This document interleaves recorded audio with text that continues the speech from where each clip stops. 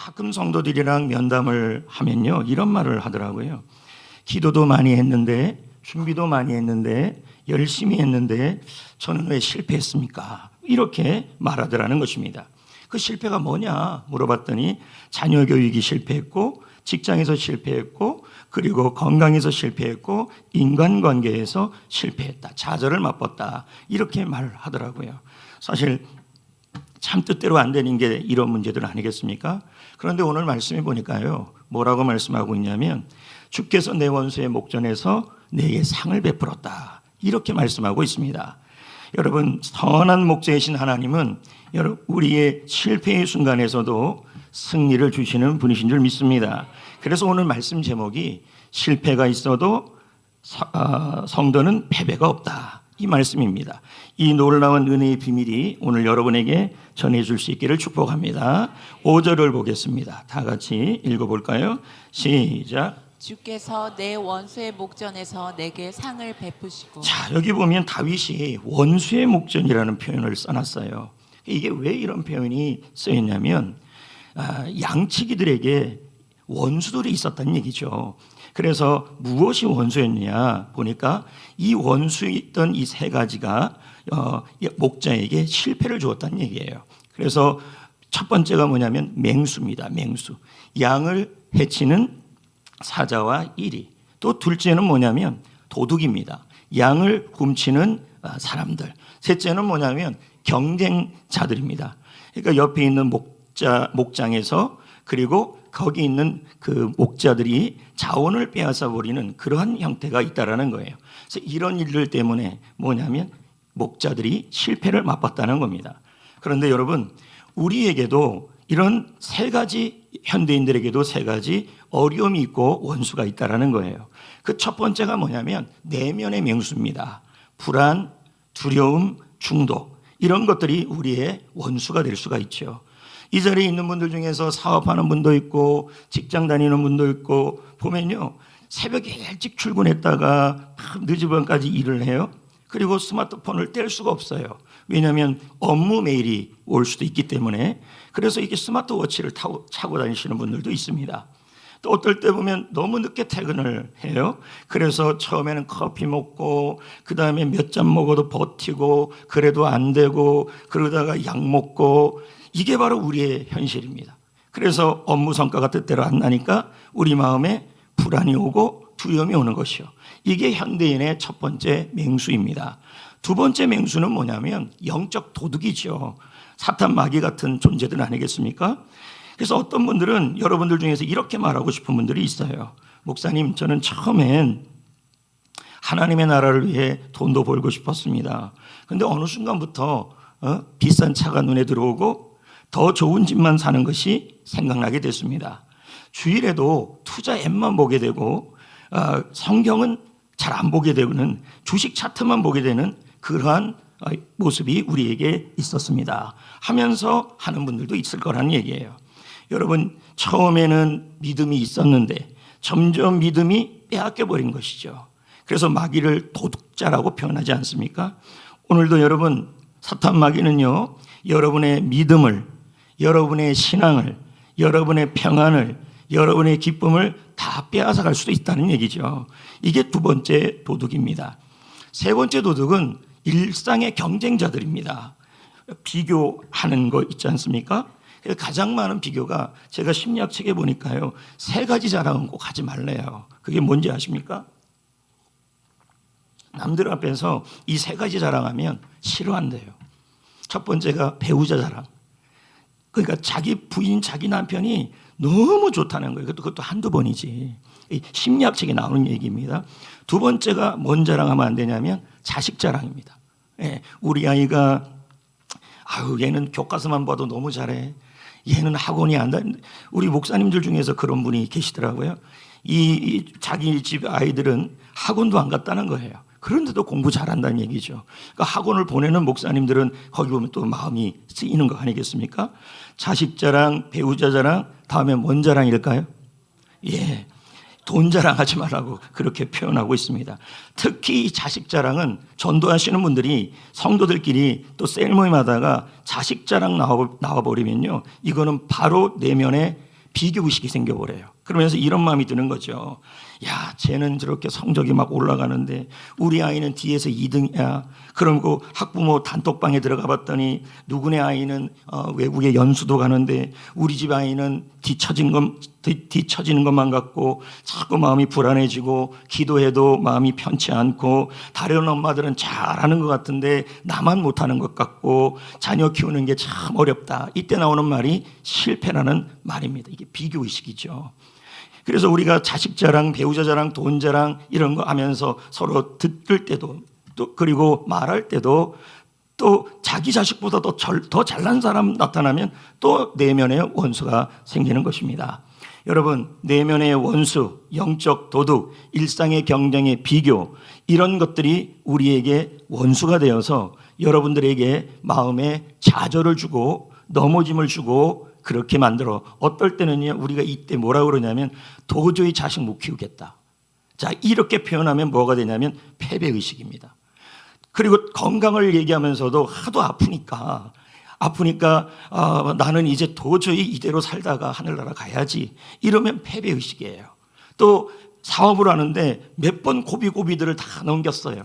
그런데 어느 순간 마음속에서 이런 마음이 드는 거예요. 불안한 마음이 들고 다른 회사랑 비교해보고 이러니까 그 다음에 나타나는 마음은 뭐냐면 이제 우리 사업은 하여튼 뒤로 넘어져도 안 되는 사업이야. 이걸 뭐라 그러냐면 패배의식이에요. 여러분, 성도는 패배가 없습니다. 성도는 실패만 있습니다. 왠지 아십니까?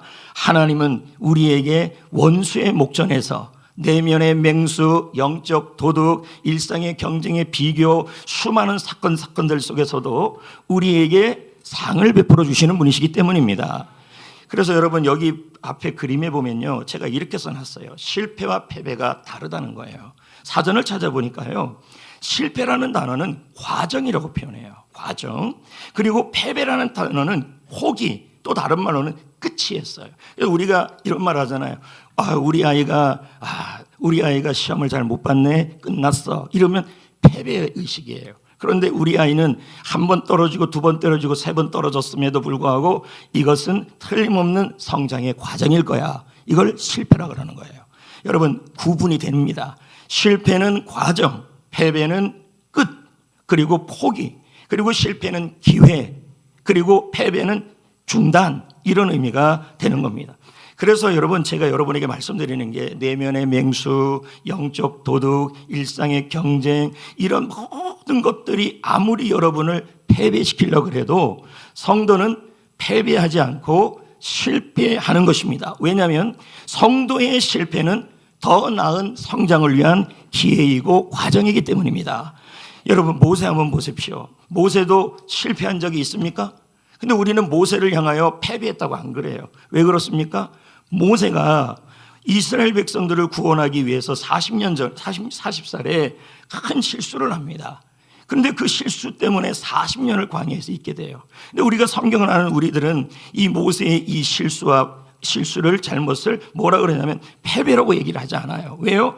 모세의 인생은 거기서 끝나지 않았어요. 어떻게 됐습니까? 더 큰 하나님의 위대한 사역자로 지나가는 과정이었던 거예요. 베드로는 또 어떻습니까? 여러분, 우리가 베드로를 보면서 예수님을 부인한 적도 있고 그리고 예수님의 마음을 아프게 한 적도 있어요. 그럼에도 불구하고 우리는 베드로를 향해서 뭐라 그러냐면 베드로는 패배자다 이런 말 안 합니다. 어떻게 표현하냐면 베드로는 실패자이다. 왜요? 베드로가요 그렇게 무너지고 예수님의 마음을 아프게 했지만 그 과정을 통하여 더 큰 일꾼으로 나아가게 됐습니다. 그렇기 때문에 베드로는 패배자가 아니라 실패자이고 더 큰 자리로 올라가는 과정 중에 있었다고 우리는 말하는 거죠. 존 파이프 목사님이 이 부분을 다음과 같이 해석을 해요. 자, 읽어볼까요? 우리의 가장 큰 실패가 하나님의 가장 큰 승리의 무대가 될 수 있다. 하나님은 우리의 부서진 조각들로 아름다운 모자이크를 만드시는 예술가이시다. 아멘. 자, 여러분 한번 보세요. 자녀 교육 뜻대로 안 되죠? 그래서 입에서 나오는 말들이 있죠. 도저히 잘 키우겠다, 못 키우겠다 이런 말 한 번이라도 안 해본 사람 없죠? 그런 말 하죠? 이 아이가 공부를 잘하는 줄 알았더니 실상 보니까 자랑이 나는데 성격이 너무 안 좋아요. 나는 도저히 못 키우겠다. 자녀에 대한 그런 마음이 들 수가 있어요. 세상에 어떤 부모가 자녀 키우는 게 쉽다 그러겠습니까? 손주도 마찬가지죠. 그러면서 자녀 교육에 대해서 우리 아이는 패배한 거야. 우리 아이는 미래가 보이지 않아. 자, 우리는 이런 마음을 딱 먹고 있으면요, 자녀 교육에 패배의식을 갖고 있는 거예요. 더 이상 아이에 대한 소망을 안 갖는 거죠. 그리고 여러분, 회사 생활도 마찬가지죠. 회사 생활에서 우리가 좌절을 맛봐요. 너무너무 힘든 회사 생활을 맞아요. 그러면서 회사 생활이 너무도 힘드니까 뭐라 그러냐면, 야, 회사 생활 미래가 안 보인다. 끝이 안 보인다. 나는 여기서 끝났다. 이러면 패배의식이에요. 예. 그리고 공부도 마찬가지죠. 학생들 중에, 대학생들 중에서 공부하는 친구들이 있는데 성적이 매번 올라가는 건 아니잖아요. 떨어질 때도 있고 내려갈 때도 있고, 그럴 때마다 학생들은 또 뭐라 그러냐면, 나는 더 올라갈 수 없다. 자, 역시 패배의식이에요. 여러분, 우리는 패배의식이 아니라 승리의식을 품어야 합니다. 성도는요, 패배하는 사람이 아니라 승리하는 사람이에요. 그리고 여러분, 자녀 교육에 패배했다고 생각합니까? 회사 생활에 패배했다 생각해요? 전도에 패배했다 생각해요? 건강도 마찬가지입니다. 아무리 건강을 위해서 의사를 만나고 약을 먹고 병원에 가고 만나고 수없이 그렇게 하는데 우리 입에서 나오는 말이 뭐냐면, 더 이상 나는 좋아지지 않을 거야. 자, 이런 마음을 먹고 있는 거죠. 이러면 패배의식이에요. 성도에게 좌절은 패배가 아니라 실패입니다. 왜냐하면 성도의 실패는 성장의 시작점이고 승리를 위한 출발점이고 배움의 과정이 되기 때문입니다. 그래서 여러분, 5절에 보면요, 계속 한번 볼까요? 주께서 내 원수의 목전에서, 원수는 제가 뭐라 그랬죠? 내면의 마음, 내면의 맹수, 그리고 영적 도둑, 일상 경쟁을 통한 비교의식, 이런 것들 앞에서 뭘 주신대요? 그러면 이런 것들이 우리를 넘어뜨리게 하잖아요. 그런데 우리에게 뭘 주신대요? 이 상은 무슨 상입니까? 밥상이죠. 그렇죠? 떡상을 말하는 겁니다. 예전에 제가 이거 몰랐을 때, 주일학교 때는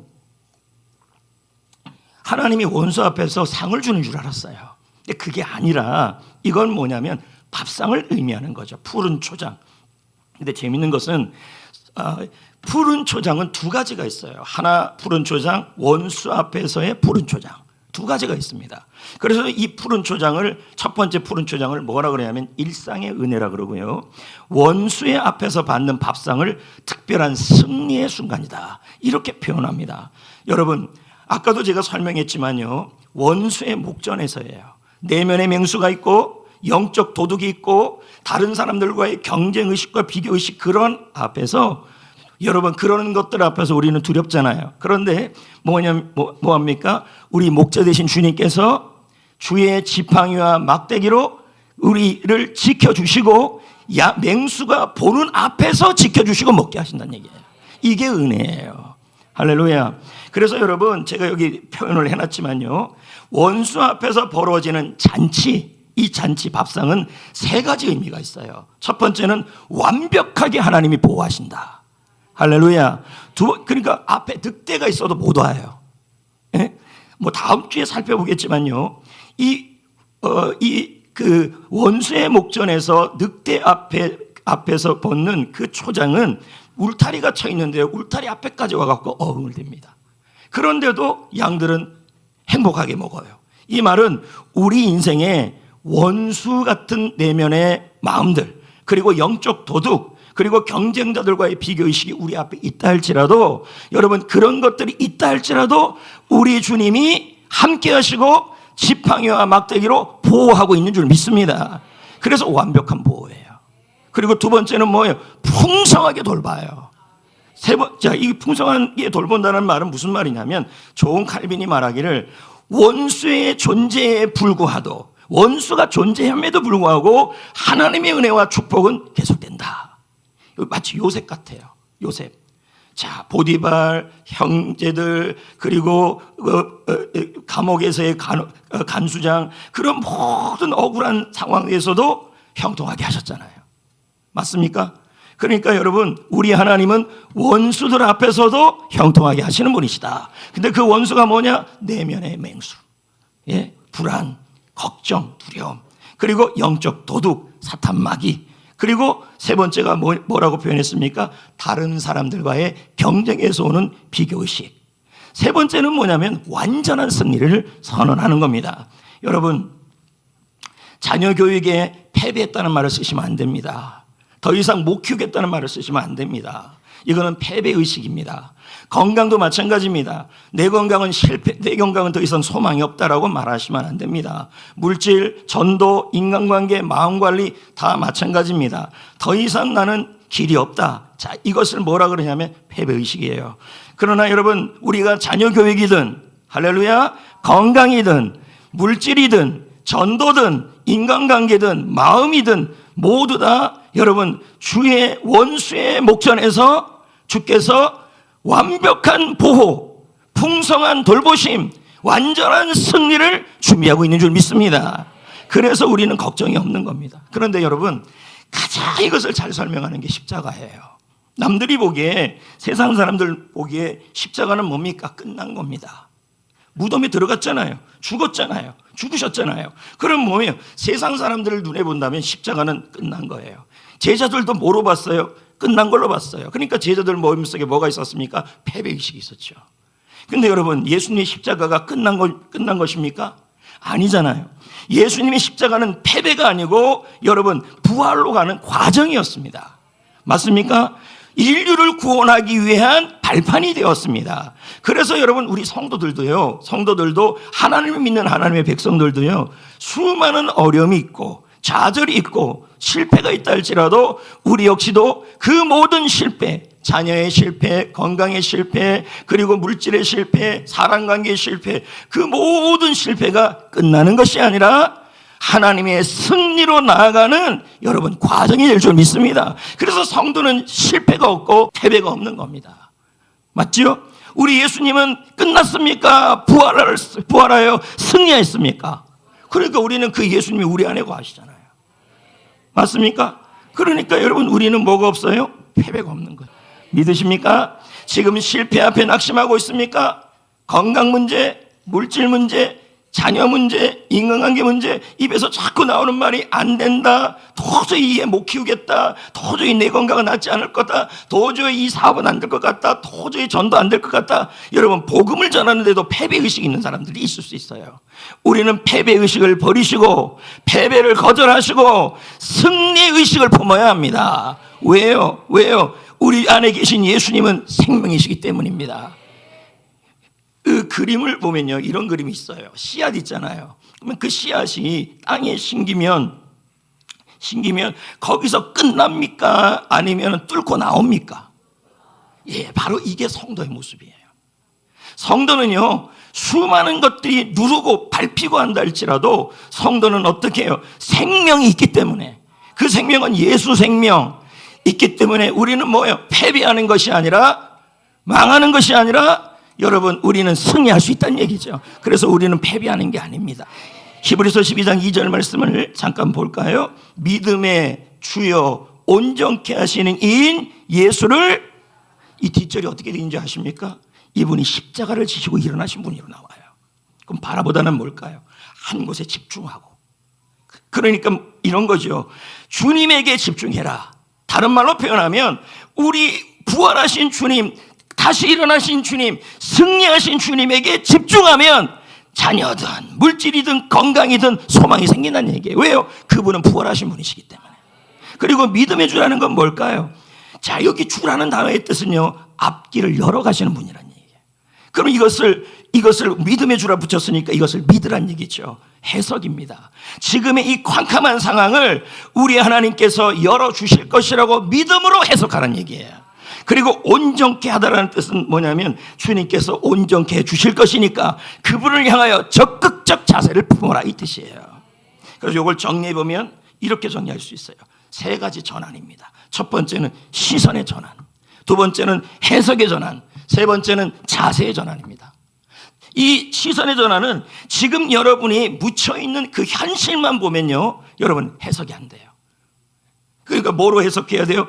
부활하신 하나님, 부활하신 예수님, 하나님, 살아계신 하나님을 바라봐야만 원수의 목전에서도 완벽한 승리, 풍성한 돌봄, 완전한 보호하시는 그분을 주시는 하나님을 뭐 하라는 거예요? 바라봐라는 얘기죠. 맞습니까? 자, 두 번째는요, 해석의 전환입니다. 믿음으로 해석해야 된다는 얘기예요. 지금 혹시 아이가 이제 수능 봤는데 잘 안 됐어요. 야, 너 인생 끝났다. 그렇게 얘기하는 게 아니라 대학 떨어질 수도 있는 거죠. 못 갈 수도 있는 거죠. 인생 끝난 거 아니잖아요. 과정이죠. 맞습니까? 너는 더 나은 길로 가는 과정 중에 있다. 이게 바로 믿음의 해석이에요.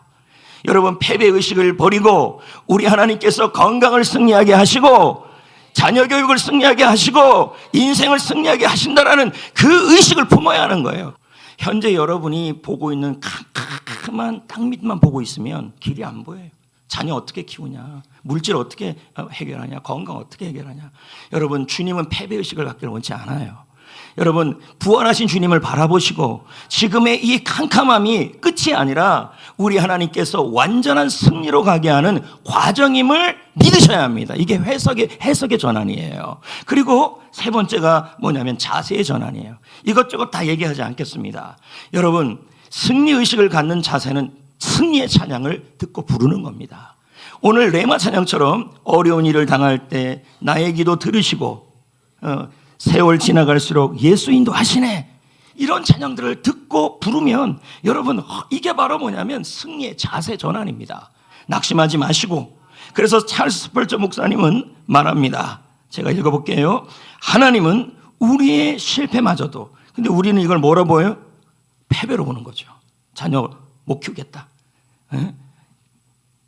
결혼 못하겠다, 그리고 또 뭐예요?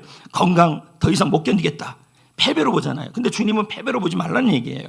실패마저도 영적 성장의 사다리로 만드신다. 실패를 두려워하지 말라.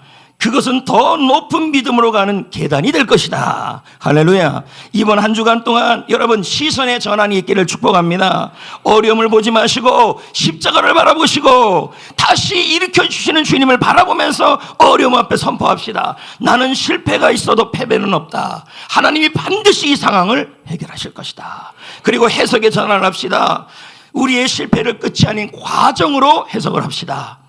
하나님은 나의 실패조차도 승리로 바꿀 것이다. 나의 실패는 승리를 위한 과정이다. 하나님께서는 원수의 목전에서도 여러분, 완전한 승리, 완벽한 보호, 풍성한 공급 주시는 분이십니다. 이 사실을 믿고 마지막 자세의 전환, 패배의식을 버리고 승리의 찬양을 많이 듣고 부르시길 축복합니다. 이제 말씀을 맺겠습니다. 오늘 우리는 패배는 없다라는 말씀으로 설교를 하면서 잘 들어보세요. 한 문장이에요, 한 문장. 오늘 설교가 여러 문장 얘기를 안 했어요. 돌아보면 지난 한 해 우리 교회는 수많은 일들을 해왔지만 든든히 세워졌어요.